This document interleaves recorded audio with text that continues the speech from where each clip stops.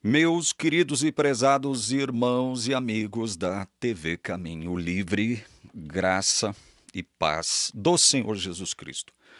Deixa eu rodar um áudio aqui. Esse áudio é proveniente de uma postagem do Rodrigo Custódio, lá do canal Para que Possamos. Então vamos lá, vamos escutar um pastor adventista aqui fazendo duas afirmações. Escutem só com muita atenção, tá? Presta atenção nisso aqui. Não precisamos de Ellen White para a nossa salvação. Não precisamos de Ellen White para a nossa salvação. Não precisamos de Ellen White para a nossa salvação. Mas se não seguirmos os conselhos proféticos e como eles nos levam à compreensão da Bíblia, podemos perder a nossa salvação. Entendeu? Mas se não seguirmos os conselhos proféticos, e como eles nos levam à compreensão da Bíblia, podemos perder a nossa salvação. Entendeu bem? Entendeu bem? Entendeu bem? Não precisamos de Ellen White para a nossa salvação. Bom, não precisamos de Ellen White para a nossa salvação, mas se não seguirmos os seus conselhos proféticos, nós podemos perder a nossa salvação.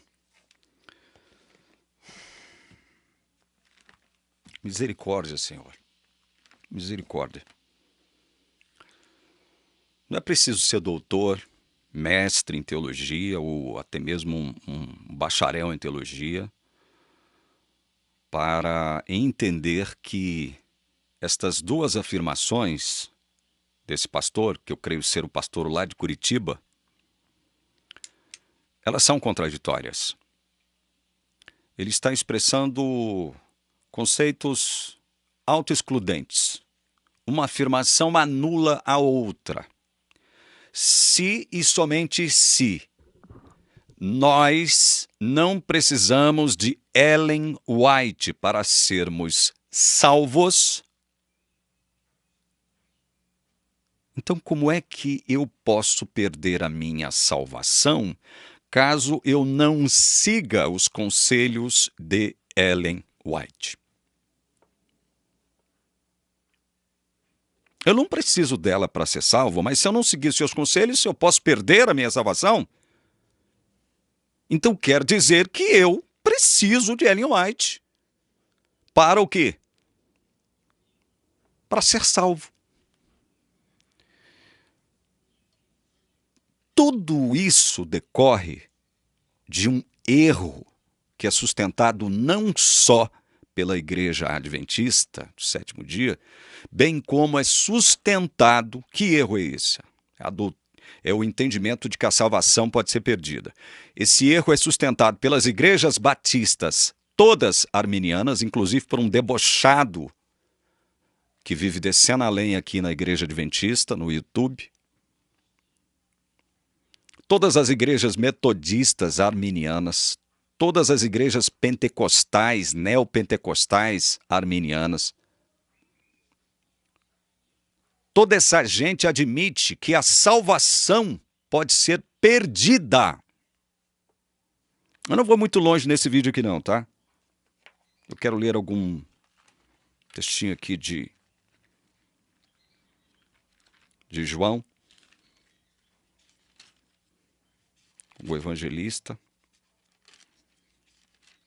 Mas antes de ler esses textos, que estão em João, no Evangelho e nas Epístolas, são poucos textos.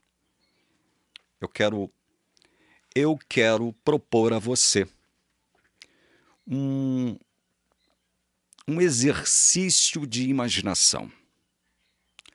Imaginação não seria bem a palavra, mas eu gostaria muito que você pensasse no seguinte: raciocina comigo. Raciocina comigo. Você, enquanto adventista do sétimo dia, deve crer que Deus seja onisciente.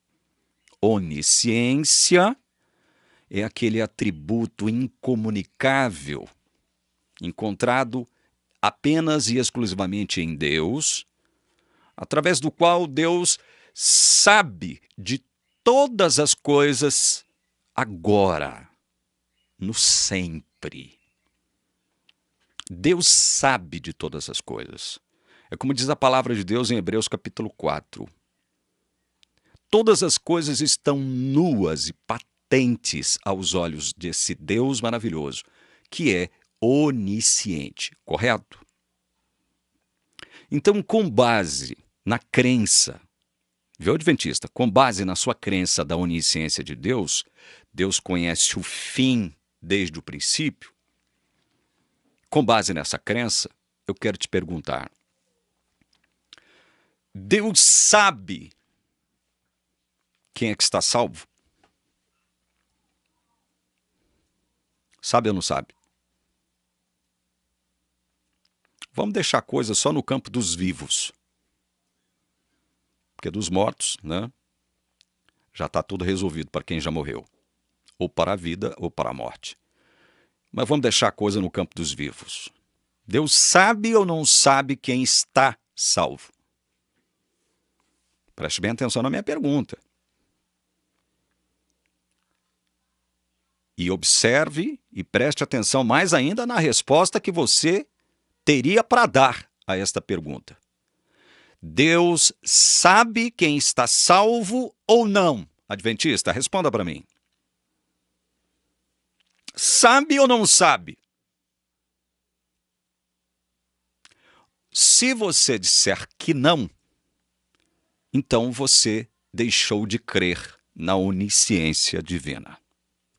Então você não crê mais na onisciência divina. Então Deus, ele é onipresente, onipotente, mas não é onisciente. Inclusive, se ele é onipotente, né, estaria já implícito nesta ideia de onipotência divina, o quê? A onisciência. Mas você já não crê mais que Deus seja onisciente, né? Se você disser que não, que Deus não sabe quem está salvo. Mas, porém, contudo, todavia, no entanto, entretanto, se você disser que Deus sabe, e aí você está de acordo com a palavra de Deus, quando você diz que Deus sabe quem está salvo, então analisa o seguinte, irmão. Analisa o seguinte. Se Deus sabe quem já está salvo, ou quem se salvará no futuro, eu te pergunto, como essas pessoas que Deus sabe estarem salvas ou que irão se salvar, como é que elas poderão perder a sua salvação? Veja a pergunta, como? Como é que elas poderão perder a sua salvação? Como? Responda. Deus não sabe que X agora está salvo, ele já está com a salvação garantida, e Y que irá se salvar. Deus não sabe que X e Y estão salvos? Então, como X e Y poderão perder sua salvação? Como? Se Deus já sabe que eles estão salvos. Veja, eu estou propondo esse questionamento para vocês de uma forma muito rasa, de uma forma muito simples, para que todos possam entender como essa ideia de que a salvação, que é algo que foi criado, elaborado, construído por Deus ainda na eternidade, como é que esse negócio de perda da salvação pode estar de acordo com a palavra de Deus? A palavra, eu já falei muito sobre isso aqui, mas é bom a gente sempre estar retomando alguns assuntos.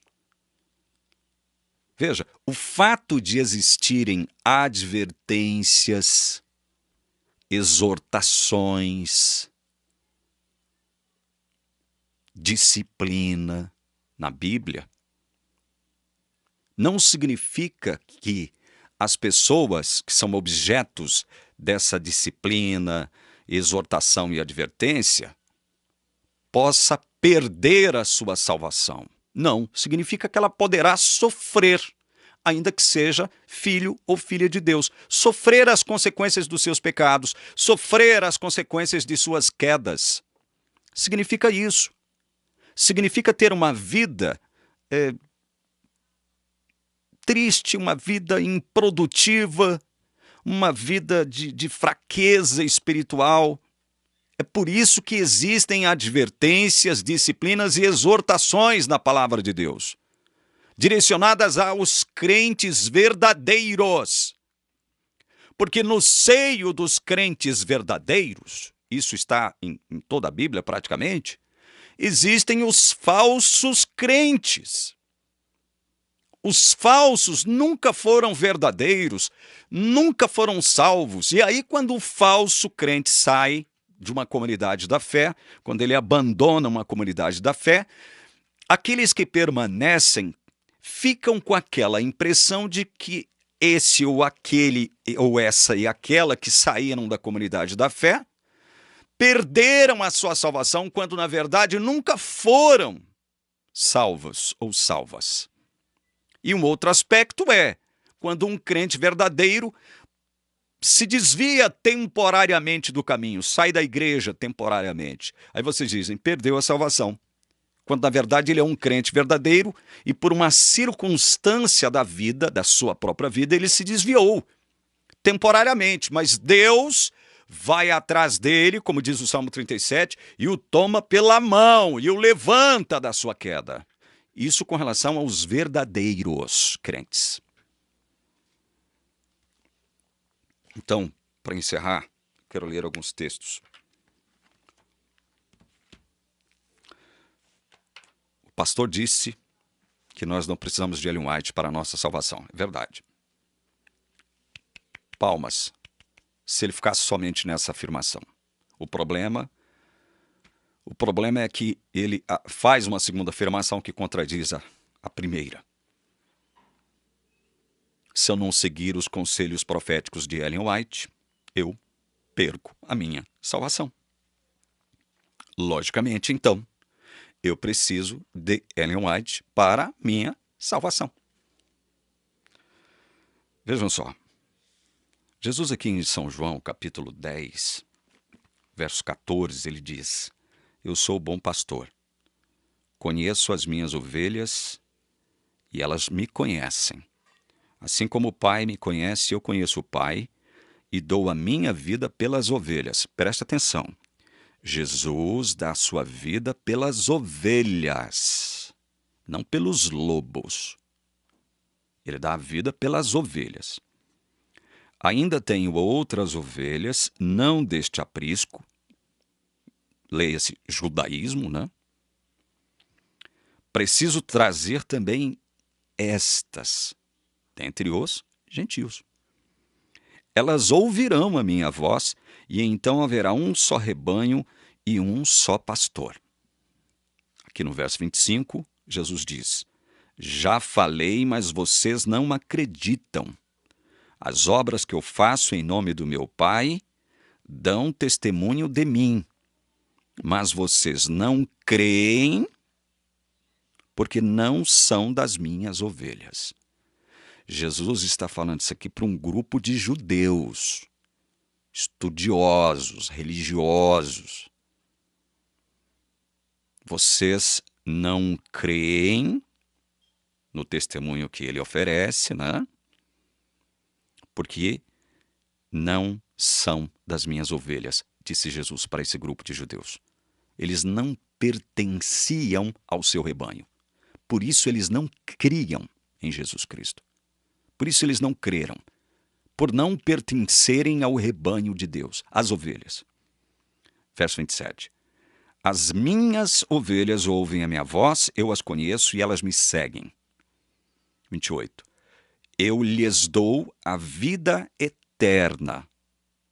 jamais perecerão, e ninguém as arrebatará da minha mão.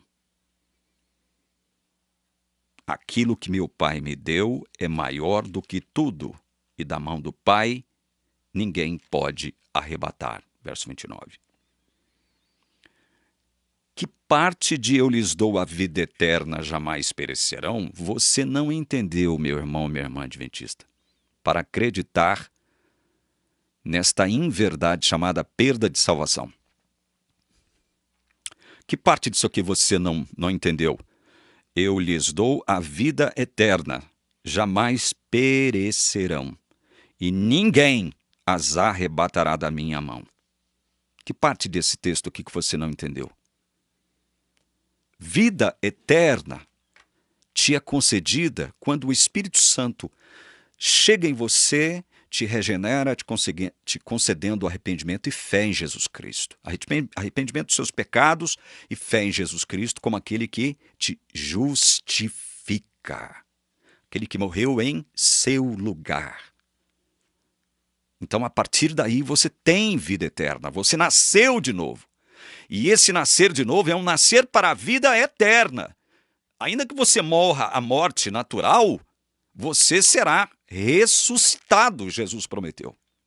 Então, a vida que Deus nos concedeu é eterna. Você, apesar da morte natural, você já é um imortal. É vida eterna, não é vida provisória, não é vida temporária. É vida eterna, forever, para sempre. Jamais perecerão. Veja, Jesus então, ele agora olha para o futuro das suas ovelhas e diz, olha, vocês que foram regenerados pelo Espírito Santo, receberam a vida eterna. Jamais perecerão. Jamais. Não haverá tempo, não haverá lugar, não haverá modo, maneira, jeito de vocês perecerem. Não haverá. Jamais perecerão. Por quê? Porque diz aqui, olha, ninguém arrebatará vocês das mãos do próprio Jesus e do Pai. Ninguém. Ninguém é ninguém, um pronome indefinido que deixa claro que ninguém é ninguém. Ninguém te arrebatará da mão de Jesus e da mão do Pai. Isso quer dizer o quê? Que você não pode perder a sua salvação, não é porque você é santo, incaível, que você conseguiu vencer todos os seus atos pecaminosos, não significa isso. Não, é porque foi Jesus que te deu gratuitamente a sua vida eterna, pelo fato de ele ter te escolhido na eternidade como ovelha dele.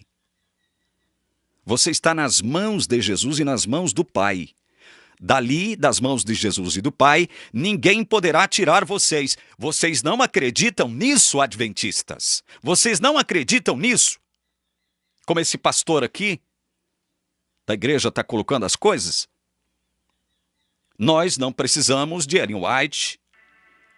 Vamos voltar aqui. Não precisamos de Ellen White para a nossa salvação. Não precisamos de Ellen White para a nossa salvação. Não precisamos de Ellen White para a nossa salvação. Mas se não seguirmos os conselhos proféticos e como eles nos levam à compreensão da Bíblia, podemos perder a nossa salvação. Sabe por que você acredita nessa lorota aqui? E é uma lorota maior ainda, não é só pelo fato dele afirmar a possibilidade da perda da salvação. A lorota é maior por ele afirmar que, apesar de nós não necessitarmos de Ellen White para a nossa salvação, se você não seguir os seus conselhos proféticos, você perde a sua salvação. Meu Deus do céu, esse homem fez teologia. É bem provável que tenha feito mestrado. Se não fez, não tem problema. Passou 4 anos alisando os bancos no seminário, para chegar na frente de uma igreja de gente poderosa, que é a Igreja Central de Curitiba, gente bem de vida, e dizer uma lorota dessa, uma contradição dessa? Vocês estão brincando? Vocês estão brincando? O último texto que eu quero ler, para não me delongar mais, é o que se encontra em 1 João, capítulo 5, do verso 6 até o verso 12. Presta atenção nesse trecho da Bíblia aqui, meu irmão, minha irmã adventista. O que eu falo aqui, eu estou falando com amor. Estou exortando, estou advertindo, estou orientando, abrindo a palavra de Deus. Eu não estou falando pelos meus cotovelos, eu estou abrindo a palavra de Deus. É a palavra de Deus, é o está escrito que está em jogo aqui agora. Você não crê no que está escrito, irmão?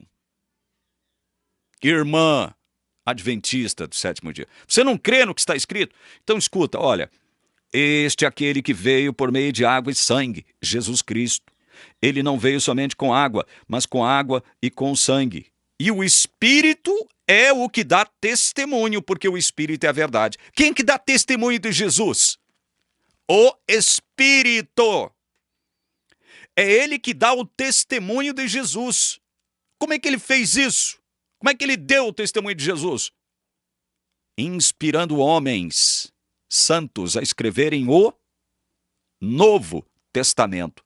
O Novo Testamento é que dá testemunho de Jesus Cristo como verbo que se fez carne e habitou entre nós. É o Novo Testamento. Não estou falando que os princípios morais e eternos de Deus exarados no Velho Testamento não têm valor. Não é isso que eu estou dizendo.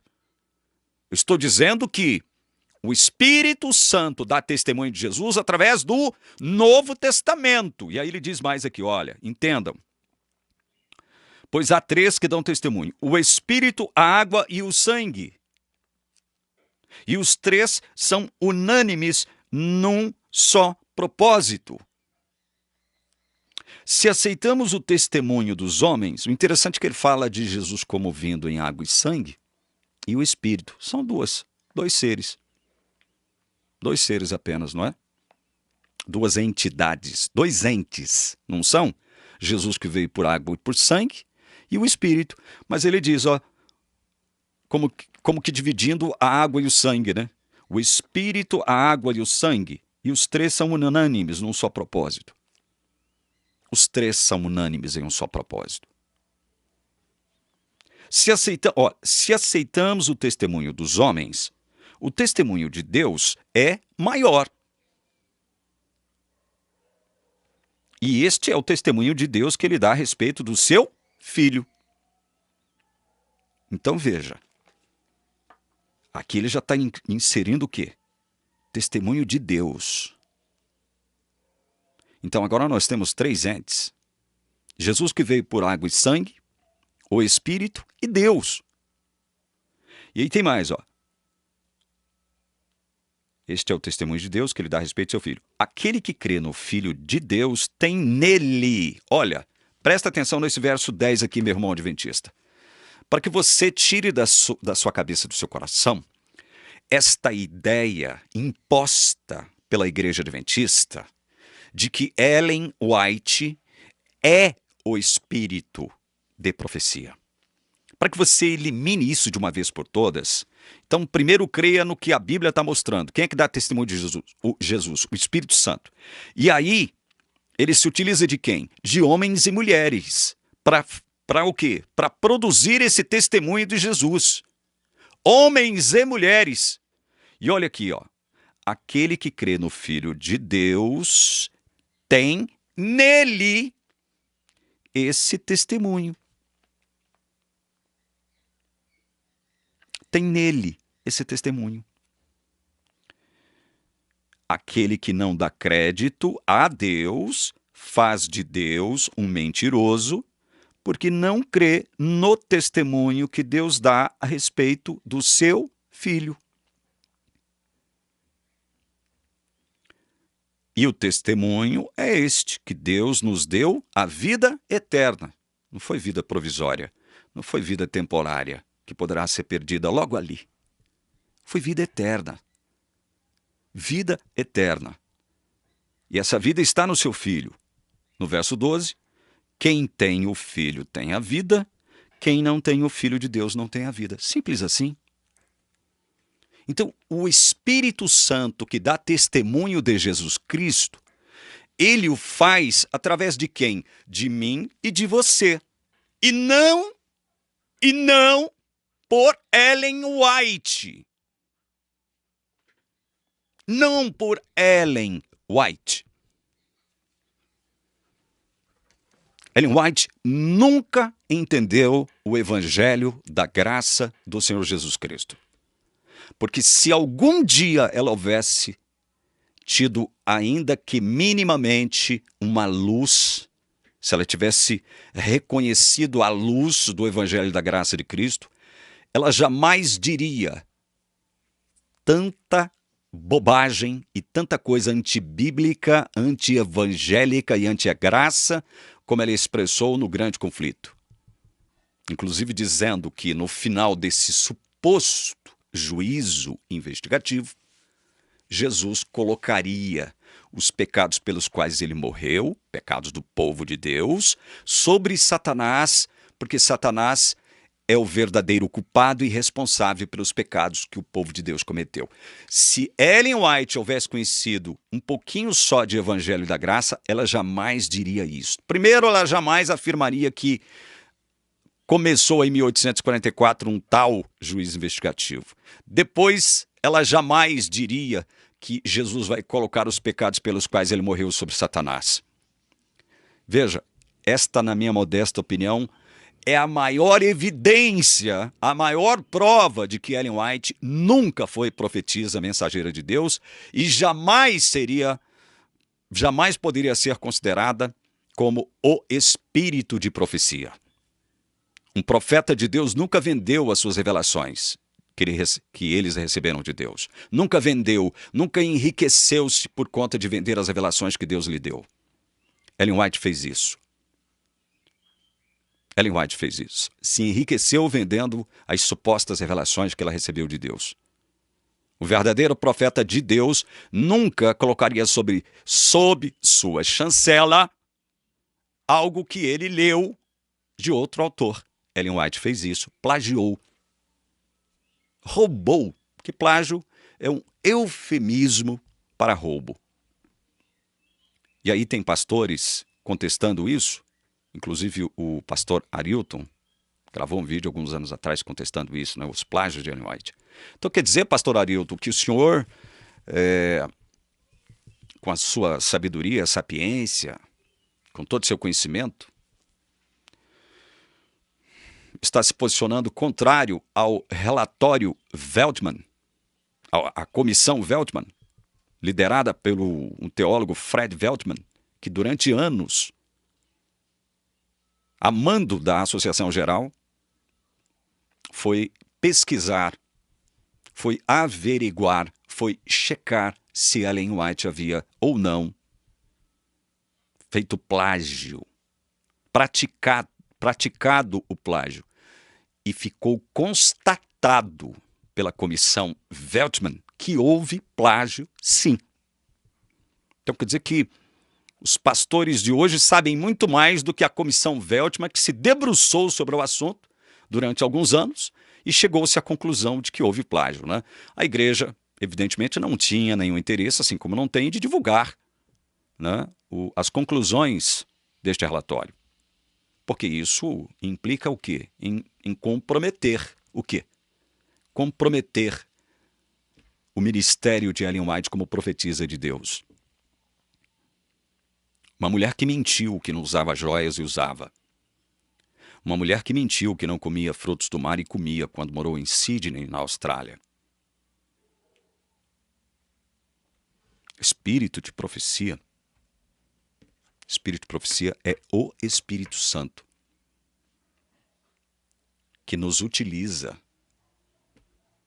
como testemunhas de Jesus. Eu e você que cremos em Jesus Cristo somos testemunhas de Jesus. Especialmente nós que vivemos hoje sob a nova aliança. Nova aliança que foi inaugurada com o Verbo que se fez carne e habitou entre nós. Deus abençoe você. Eu oro para que Deus tenha misericórdia de você que assistiu esse vídeo até aqui, ungindo a sua mente, para que você possa reconhecer a verdade da palavra de Deus. Em nome de Jesus eu rogo. Amém.